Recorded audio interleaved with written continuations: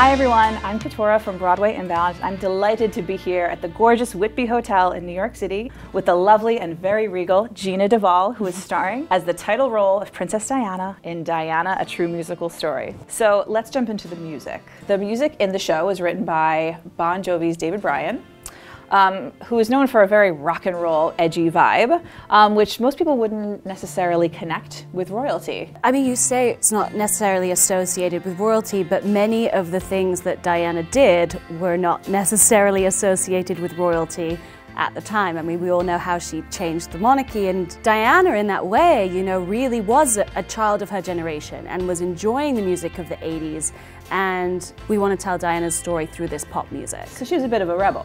She was absolutely a rebel. Of course she was a rebel. But honestly, the music in the show is just phenomenal. I almost have to refrain from suddenly like being in a show, you know, because I want to almost like pull a microphone out and be like, because it feels, oh my gosh. The melodies are like soaring, it's exciting, it's energy, it's just, the music's fabulous. So Diana was such a fashion icon, and you have costumes created just for you by multi-award winner William Ivey Long. The first time I actually met William, he took me to his studio and he had pictures of Diana all over his walls with pieces of string tying looks together of where his thoughts were of, we'll do this piece and this piece.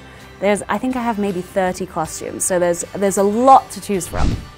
We drink a lot of tea in England. It's not just a stereotype. I'm not joking, I think I drank tea as water growing up. But being in New York, you do also like coffee. I've completely changed. I now only drink coffee. I mean, if my head is not spinning, I haven't had enough coffee for my day.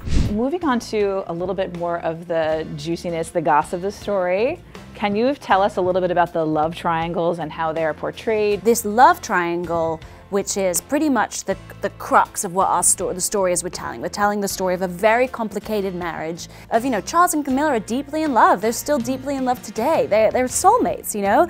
I think it's handled very delicately, and I think that doesn't mean we brush anything with a cheap brushstroke of this is the baddie and this is the goodie. It's truly an exploration of a very complicated marriage in a public forum, and this is an epic story. It's accompanied by soaring music and athletic dancing, and it's going to be a transcendent experience, I hope, for everyone to share this story together.